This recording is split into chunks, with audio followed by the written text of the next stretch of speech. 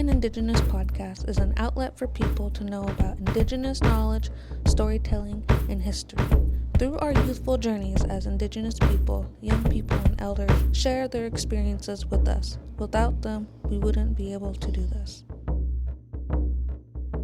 About to tell some red stories. Stay tuned. Yay, podcast!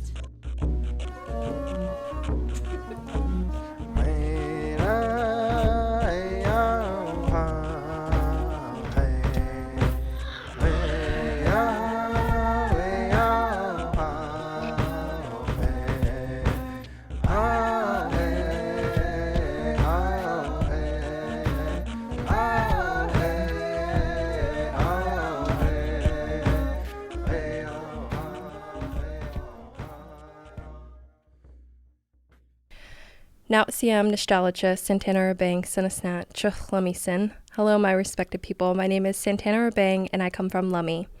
I am a daughter and auntie, student, activist, and proud canoe paddler. I'm so happy to be joined here today by Vanessa Castle, who is a proud member of the Lower Elwha Klallam tribe. She is the Tribal Engagement Coordinator at Ridges to Riffles Conservation Group, a nonprofit organization led by all women representing Native American tribes in natural and cultural resource matters. She is a dedicated advocate for Indigenous stewardship and overall such a strong, powerful woman. This podcast series will highlight women's leadership within grassroots movements, but most importantly, how they take care of themselves while being involved in high-level advocacy work. It's important we talk about how self-care is essential to being an advocate. While the movements we fight for are important, so is our mental health and well-being as women. So, Vanessa, can you please introduce who you are and where you come from? Ait Squatchy, Eampton Snatch Ethwanis Clamson. I am Eampton or Vanessa Castle, and I come from the Lower Elwha Klallam tribe, which is situated in what is now Port Angeles, Washington, at the mouth of the Elwha River. Thank you. I'm so happy that you joined me here tonight and that I can catch you on this next episode of this podcast series that's highlighting women's leadership. Could you tell me what type of work you're involved in? Yeah, so currently I am the Tribal Engagement Coordinator for Ridges to Riffles, which is an Indigenous conservation group focusing right now on the Klamath River restoration after the largest dam removal project in the world. Yes. Yeah. Applaud here. Yeah.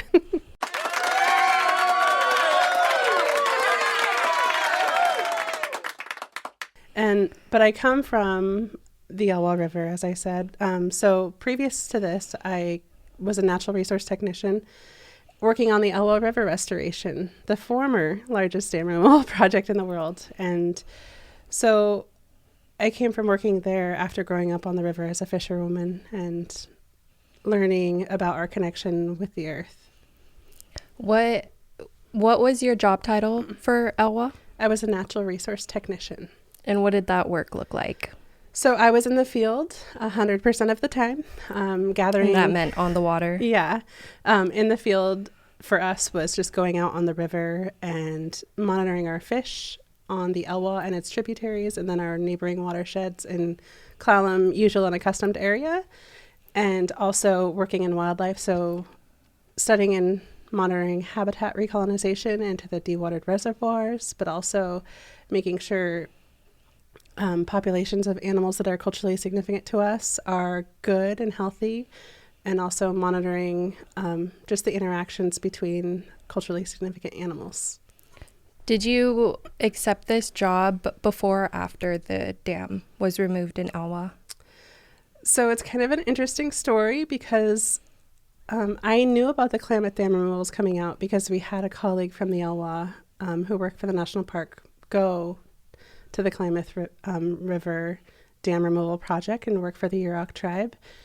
And so I knew a little bit about it. And then when I started at Natural Resources, we had a symposium called Sciencescape, and the Klamath biologists from the Yurok and the Karuk came up to the Elwha to learn about what happened in the Elwha. And that was the first time I had spoke to their biologist and just kind of got an idea what was happening in the Klamath and how excited they all were. And it sparked a moment of excitement in me for them because they were experiencing something that we had experienced, and like hope for them, and to be able to exchange that information of like, this is what's happened here, and that they were getting ready to take out their dams.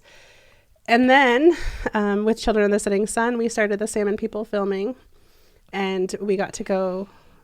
I was thankful enough to be sent to the Salmon People gatherings where I met the Ridges to Riffles women. And so from that, we built a blooming relationship of collaboration. And then they offered me a position when I wanted to attend school again, so step back into my education.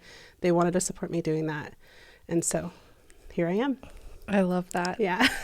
I think that's just what's so beautiful about all of this, and being able to be a witness to this work is just the beautiful relationship that's blossomed from this work. But like also what you said about like sharing what helped you with Elwha, like could help the Klamath and what they're doing, and like sharing that knowledge, I think was just so beautiful. And being able to witness that, I think, is just beautiful. And then like you being able to work now for Ridges to Riffles, and to just look back on how we all came together is just so beautiful. It's really exciting, and it is a beautiful thing. During this process, we've seen an uprising of these strong Indigenous women who are supportive of one another, and it's been the most beautiful journey for all of us. And I know that we're building a family, right? From many different nations. Oh my gosh, I'm going to start crying already. We're barely like 10 minutes in. Or not even 10 minutes in, we're like 5 minutes in. No, literally, I this is why I wanted to do this, is because whenever I think about what makes me feel strong in the times that I'm just struggling, is you guys, like, and being surrounded by like other strong women that empower me and like leave me walking out of the room feeling like I can do anything and accomplish anything, is just something that has been most memorable to me. So I love you so much, and I thank you. I love also just being able to see you on Tribal Canoe Journeys too. Like outside of our work with the Salmon People Project, we're just like, hey, I see you. Like, so I love just being, any chance I am able to see you and interact with you, I'm always just so thankful for it. So I'm thank so you thankful again. for you too. And you're a part of this family, right? CSSP has been a part of this journey in this family. If it wasn't for them, we wouldn't have built those bonds. So you're one of our little chicks. Thanks. I know. I always get so giddy when I see you guys. We all do. And you know? we're so excited for you and to watch you grow. Thank and to you. see like I think in general, like we are so excited for the younger generation and up and coming, especially the young women that are stepping into this role and like using your voice, right? Stepping into your power. I'm so excited. Thank you. You definitely help nudge me more to do it. That's the anti-love. We all need some anti-love in our life. Exactly. Okay, can you reflect on some of your personal experiences with advocacy and community organizing? Is there a certain like movement or event or time that has had a significant impact on your life? Yeah, I mean, there's been many in my life, people that I've seen advocate for our people and our young people, but also like as I stepped into that role, part of my job, and not on paper, it was part of something I saw as my role as an Indigenous woman who was Klallam, was to take care of my young people. So when I went to go work for natural resources, I noticed there was an absence of young people involved with natural resources. And I took it upon myself to advocate for the young people, pull them into that world of STEM. And I know it's happening in other Indigenous communities, but I didn't see it happening in my own homeland. And so I started at every corner, every turn, bringing young people with me. Whether it was speaking at University of Washington, whether it was traveling, I invited someone to come up here with me. And then advocating to the people who are writing the grants. We need to include our young people in our grants. And explaining to them why that's so important, and then watching them take that and run with it and build this beautiful, we have a youth education grant in the Natural Resources Department that's our wildlife youth education, which teaches young people, and now we're bigger than Elwha, because it's a collaborative grant with 5 other tribes on the Olympic Peninsula to get them outside, to teach them about survival skills in the woods, navigation skills, wildlife track and sign, which is how our ancestors used to see the world. To be able to go into the woods and say, a bear's been here, and look, this is how I know, and this is the way it's going.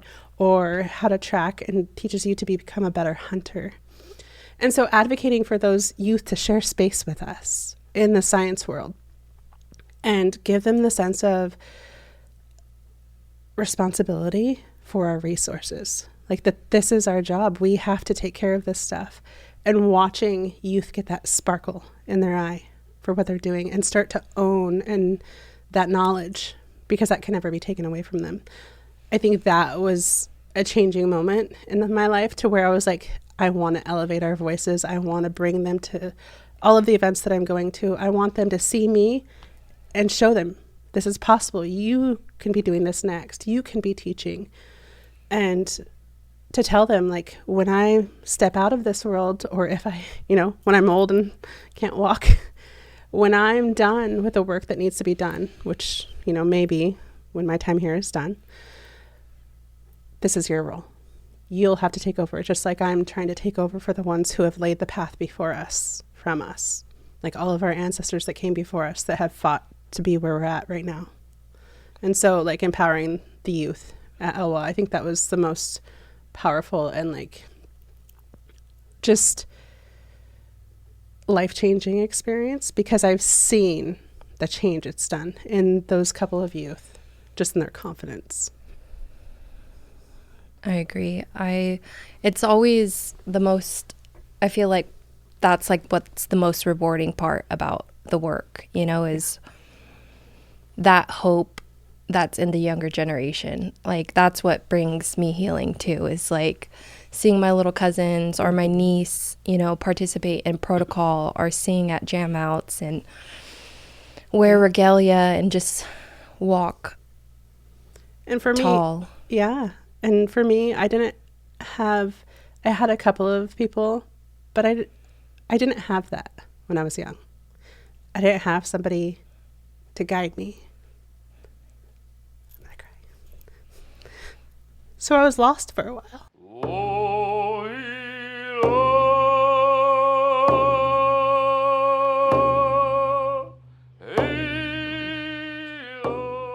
And to see them step into their culture, because I also mentor there too, and bring them with and step into like who they are as Indigenous people, young people, it's been healing for me.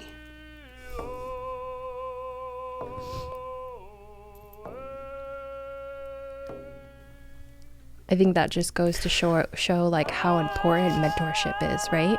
Yeah. Like, absolutely. You're in my life for a reason. All these women are in my life for a reason. What women in your life have brought mentorship to you that has molded you into who you are today? I mean, there were a lot of people that contributed to who I am today. My mom being one of them, she was an amazing fisherwoman and still is. My grandmother, Ramona Sampson, who, is like my great aunt, but she's my grandmother, who was at the stand at Wounded Knee and who taught my mom how to fish. And just a lot of community members, like our language speakers, Jamie Valdez, and then my 2 great aunts, my grandpa's sister and my great grandpa's sister, Bea and Adeline. They're the ones who testified to Congress for the Elwha Act to be passed for the dam removal. So I come from a long line of women who have been fighting this fight. And I don't, I am so grateful that they've paved the way for us. Yeah, I agree. I think that's why I try and lean in so much with who I have around me now instead of seeking where it hasn't been in my life. Yeah. Because I haven't had the best of role models growing up too that helped pave that way. But I got to a point in my life where I was like, I got to stop looking for that. You know, it's not bringing me anything in my life when I'm seeking love where I'm not going to get it. Yeah. I mean, I get it, but it's not the love that I need. Yeah. You know? I know what you mean. So now look at all the people around you that love you. I know. And I'm so thankful. And that's why I'm trying to lean into this podcast series with all of you so much, because this year was hard. I don't know what it was with this year, but this year was it's the not season it. of change.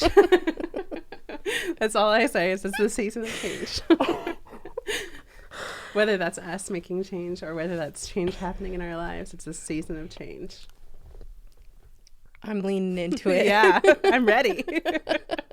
New year coming along. Yeah, I've never exactly. been one of those New Year, Year's new resolutions. Exactly. New year, new me. Yeah.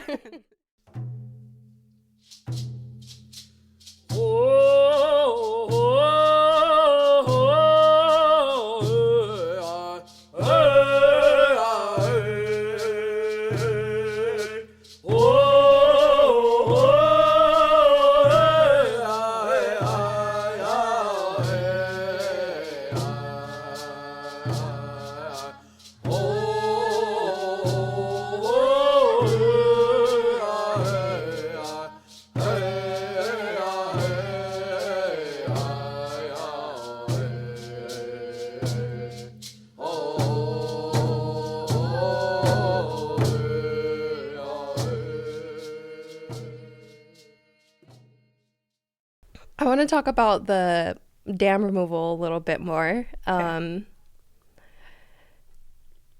Do you feel like the removal changed the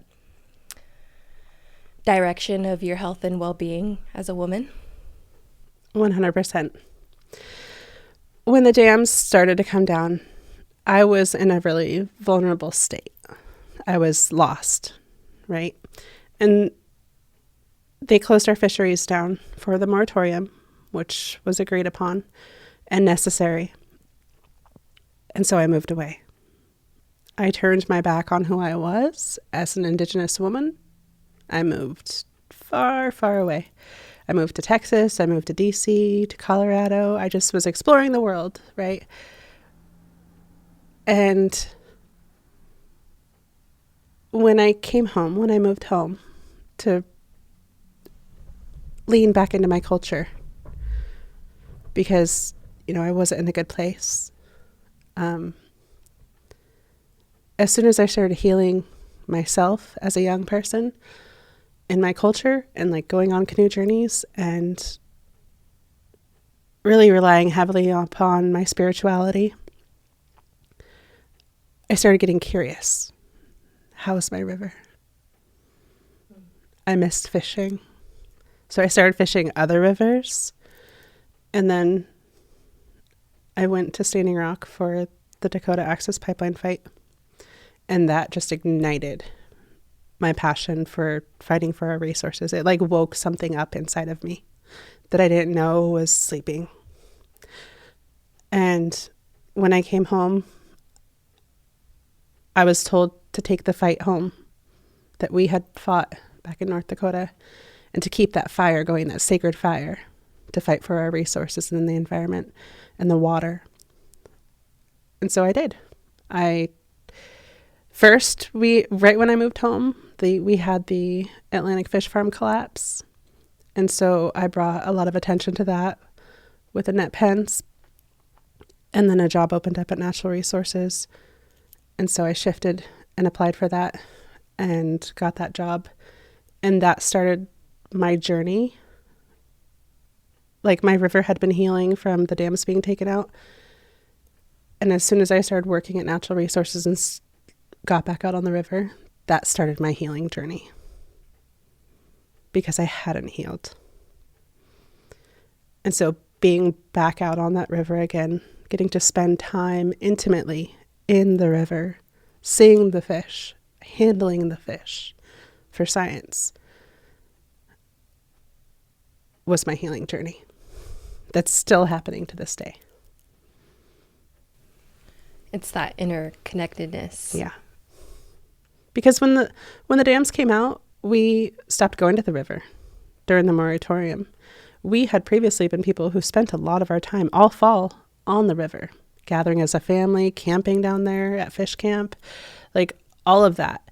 And so it had gotten to a point where we had so little fish that stopped happening.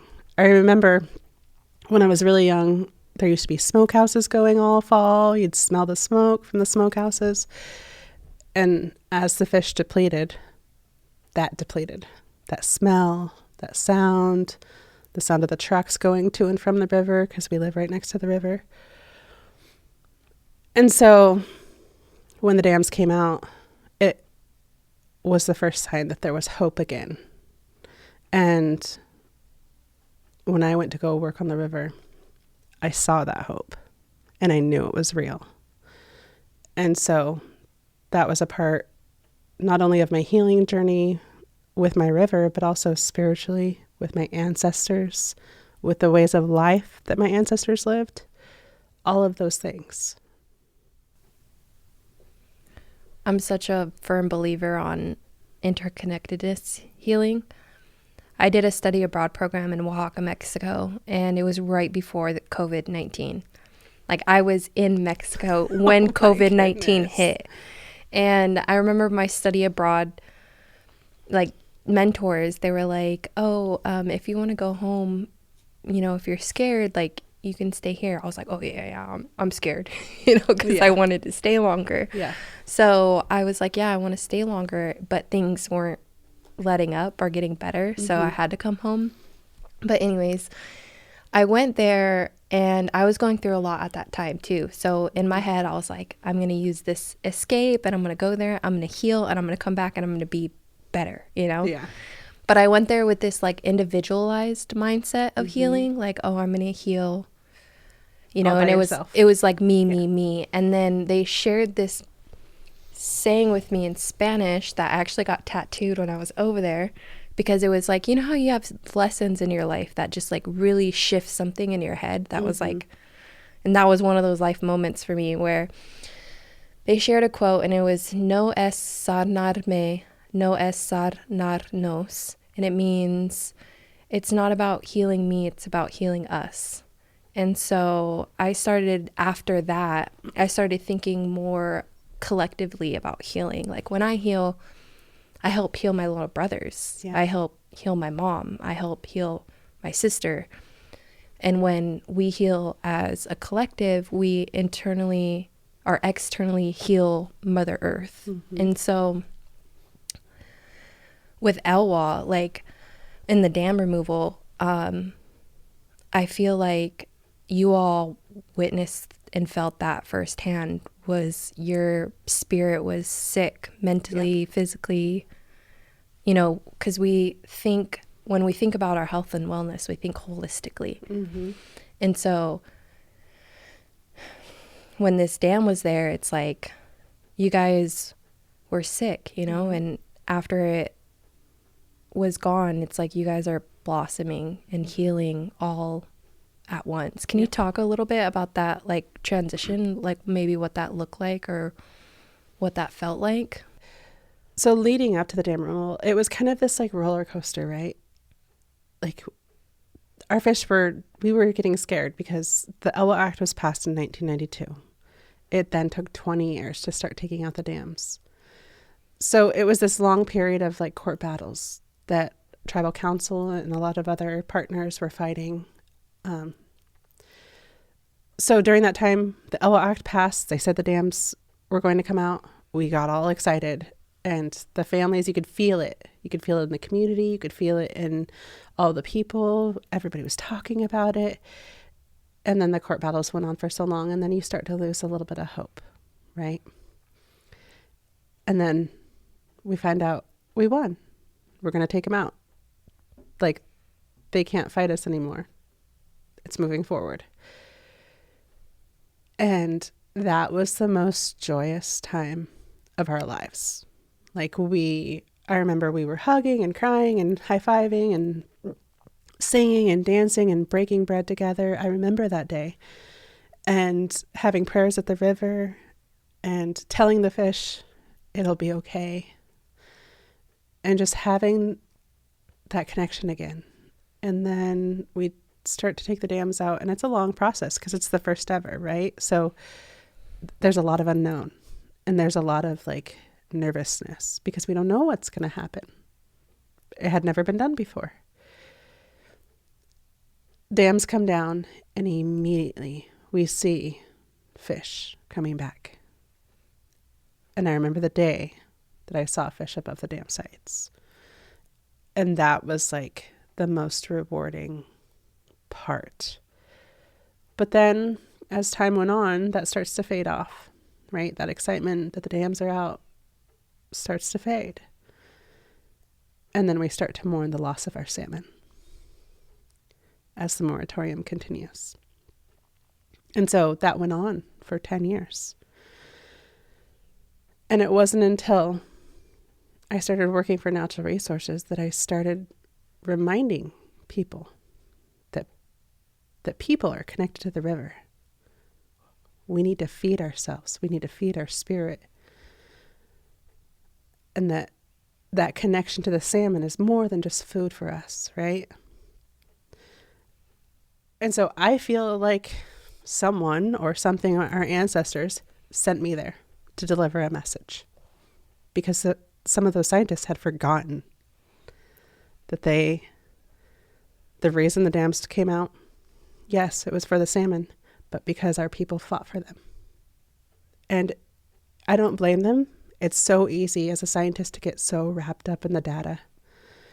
But I was there to remind them. And that was at the meeting that we had the Klamath biologists at. It was called Sciencescape. It was a 10-year post-dam removal meeting. They were telling all the stories of success in the Elwha, sunshines and rainbows and all the beautiful things that have happened, how the river has healed itself. And I stood up and said, what about my people?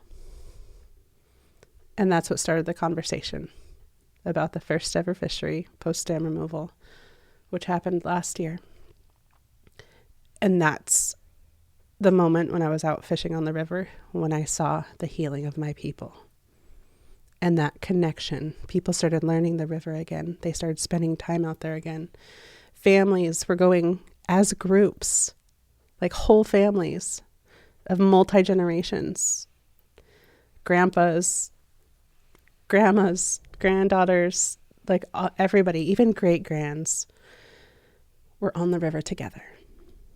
And that was the first moment when I was like, it's happening. I see the light. Like, our people are now healing, just as our river has, just as our fish are healing. That is connection. Yes. All the yeses. Oh my gosh, yes. Your healing is my healing. And all of the work that you've done literally has allowed Yurok to like follow suit, and now the Snake River, the Columbia, like it's happening. Like all of these strong salmon woman warriors are standing up and leading these fights, and it's just beautiful to be able to witness amongst all of the work, the amazing and hard work that you do. Things get hard, things get heavy. Can you talk a little bit about how you take care of yourself holistically when it comes to your mind, body, and spirit? So for me, I revert to my teachings. I go to the water. When I don't feel healthy, I go to the river. I wash myself off, just as my aunties had taught me. If that doesn't work, or if I need more, Which sometimes we do. I start to turn to the ones that I know that can hold me up spiritually. The ones that we sing with, we dance with. I pray on that floor. The ones we get in the canoe with. Those people that you look up to and that you know have your back and that can just tell you and lift you up and remind you that who you are as an Indigenous woman. Sometimes we just need to be reminded that we are strong Indigenous women and to hold your head high. And sometimes that works. I spend a lot of time also in nature, out gathering. I go and gather our medicines during our seasons, and I harvest.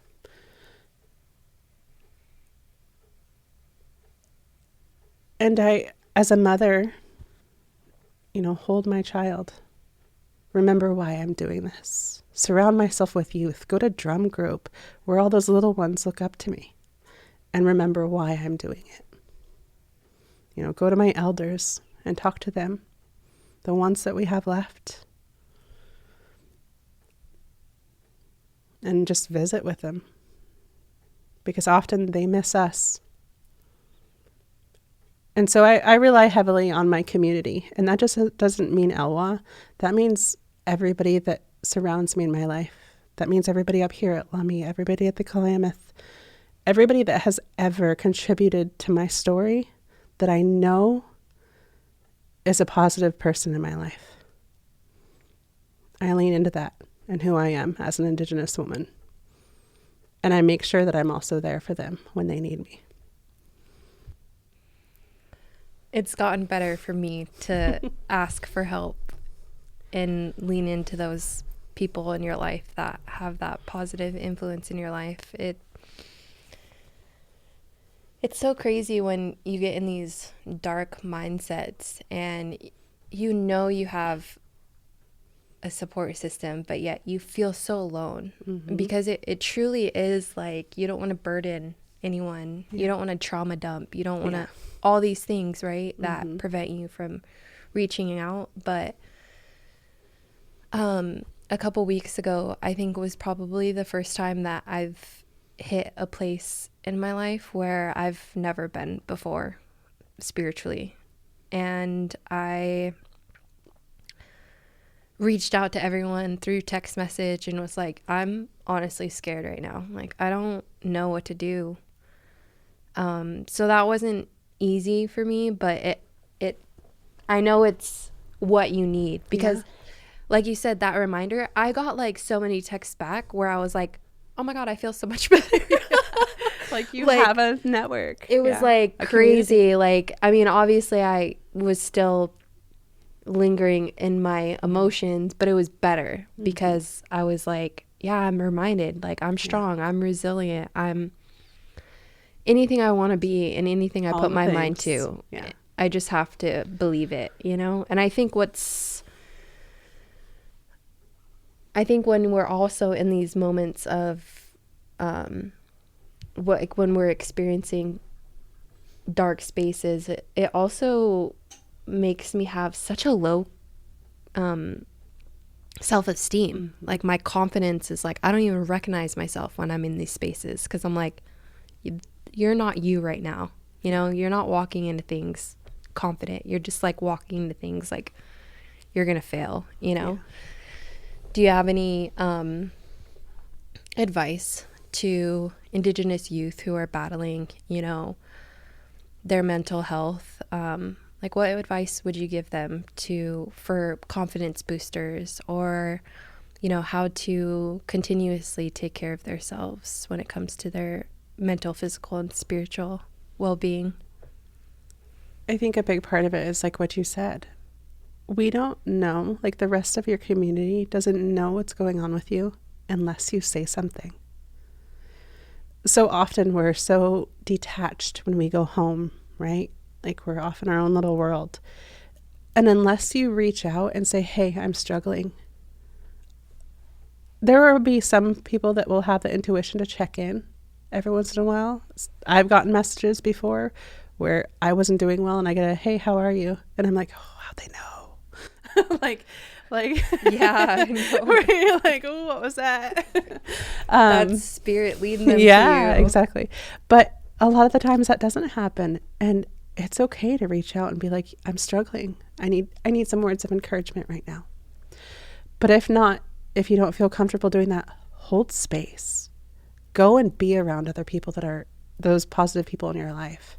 Because nobody talks about the power of just being in those circles and being present and how that heals you. Sometimes you don't even have to say what's going on or tell those people what's going on. Just be around other positive people and hold space, and it can uplift you. Energy is a real thing. But don't forget our roots, your teachings, the teachings that our elders constantly talk about. Like I was always taught, don't cry at nighttime. Cry in the morning, then go wash your face. Go to the water. The water remembers. And just make sure you don't go too far from that.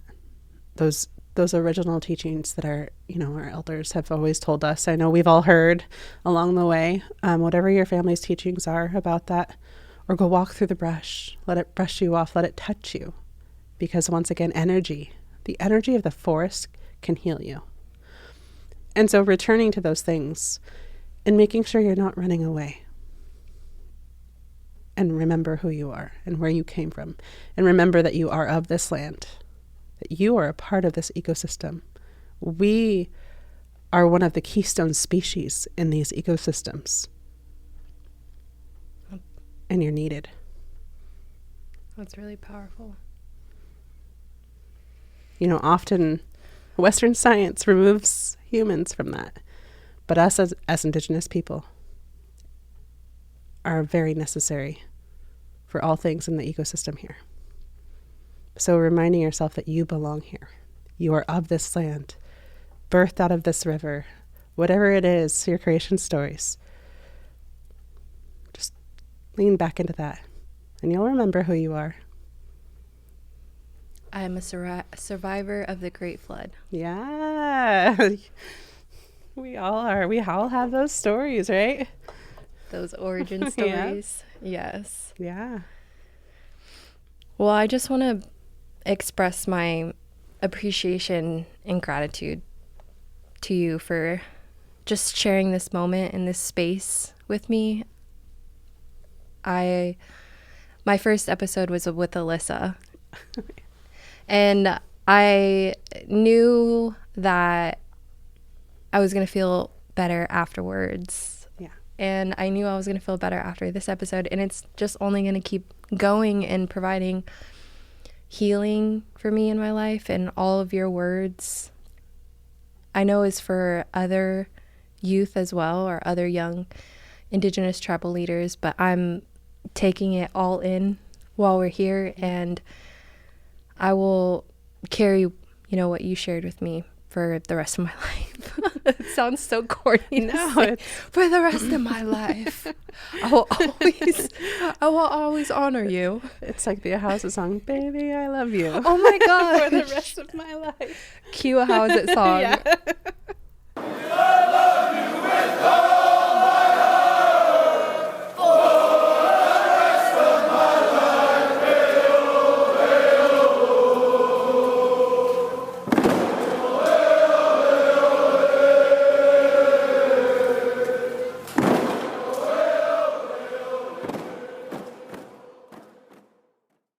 As we're coming to an end to our episode, is there any last words that you want to share in regards to, women leadership and taking care of ourselves? I am just so proud of this generation's women. watching us step into these roles and find our strength and step into our power and uplift one another is something that I've never been a part of until now. And I am so thankful for all of the women who have come across my path along the way and that have contributed even just a little bit, because I've taken all of that to be who I am today. And I hope that you do as well. You take a little piece of us so that you can grow. And I can't wait to see that happen as you blossom, right? As a strong, young Indigenous woman, and then a strong woman, and then a strong elder. I know, I'm an elder in training. I know. I'm an auntie right now. Yeah. Elder status next. I'm so excited for this whole generation of young people, to fight these fights. And I see you. I see what you're doing. Keep fighting. We need you. I will. I promise. Okay. For you, for all of us, for the younger generations, I will. For our ancestors. For our ancestors. Mm-hmm. They're my guiding star always. Yeah. Oh gosh, this is so good. I cannot wait for this series to come out. I love this so much, and I just appreciate you and your time, and I love you so much. I love you too. I appreciate you. Thank you for having me. Thank you for tuning in to another episode of Young and Indigenous Podcast. This episode was produced by Santana Rabang and Ellie Smith. Original music by Keith Jefferson, Mark Charles, Vanessa Castle, West Shore Canoe Family, and a Housat Canoe Family. Monkuai, Achin Stachi Shasho, Achin Stachi Monkuai, Achin Stachi Shasho, Achin Stachi.